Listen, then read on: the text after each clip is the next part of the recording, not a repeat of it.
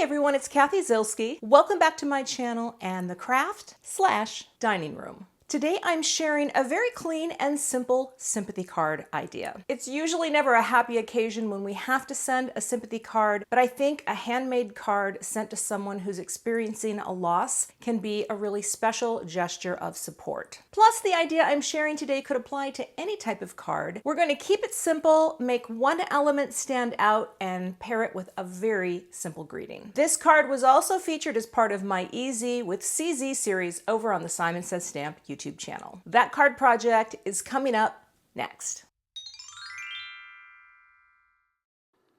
Here's a look at the card I'll be creating today, and you can see what I mean by clean and simple. It's essentially a one-layer card that has a gorgeous leaf, a simple stamped greeting, and that makes up this sympathy card. Let's take a look at the products I'm using today. The inspiration for this card project today was really this leaf die set. I loved the big leaf and I thought it would make a beautiful sympathy card. I have this large Clean Line Excel stamp set along with some matte gold cardstock, a little embossing powder, some inks, and I've got my little blender brushes here as well. So a few basic supplies to create this card. Let's begin. The first thing I'm going to do is trace a quick outline of this leaf shape onto some Neenah Solar White Classic Crest in the 110 pound. I just want to create some boundaries for ink blending. And then I'm just going to use some distress inks, load up my brush, and just create kind of a messy blended background. This is not meant to be pristine ink blending. This is all about getting some color to go behind my leaf. So I'm laying it down. I was really heavy on the outside edge and I thought, is this going to smooth out? But the thing is, it does. So I'm bringing in my second color, which is Carved Pumpkin. And I did pull 3 colors, but in the end, I'm only going to use 3. I just decided to limit them.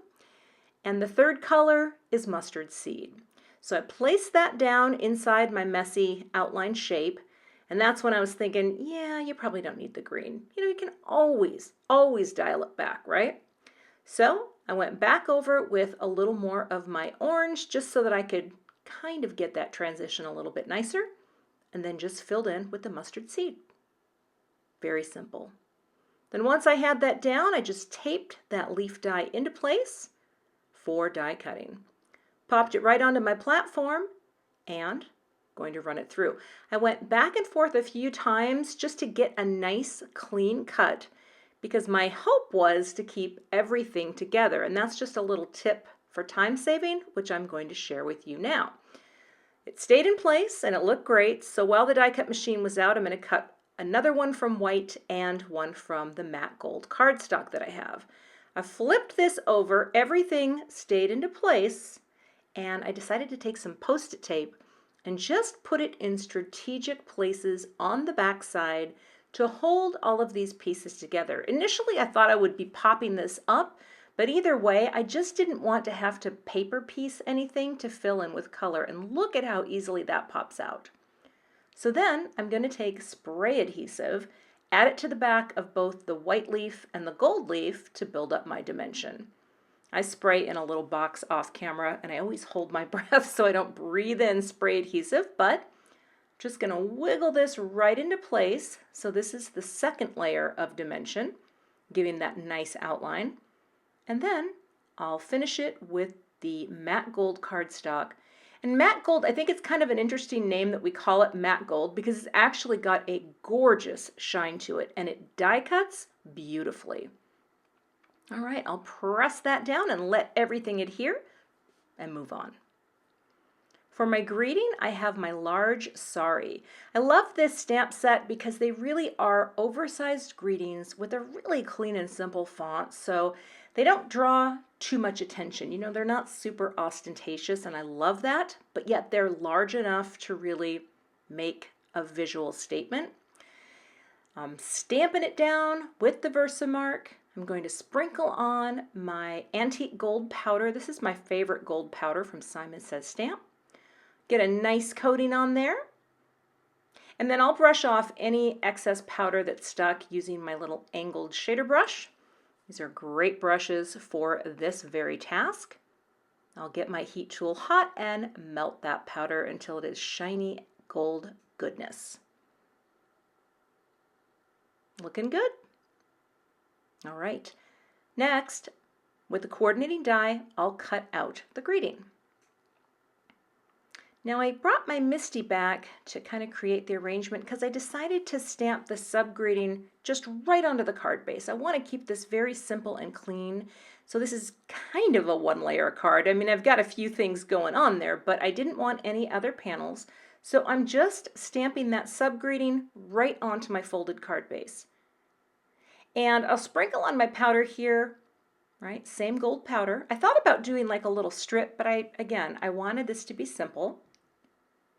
I'll brush away the extra powder that's stuck and quickly melt it. Now this did warp a little bit, so I set this aside under a heavy book just for about 10 minutes, which really flattened it out. Kind of came back to my arrangement, and I want to show you I have a thin foam square and regular foam squares. These come in a multi-pack, and sometimes you need different dimensions, right? And here's why I'm glad I have the tape, because I'm not popping it up, I'm just putting some glue, right onto the back of the leaf to hold it in place, and then it's not going to seep through because the tape is there. Post-it tape, who knew?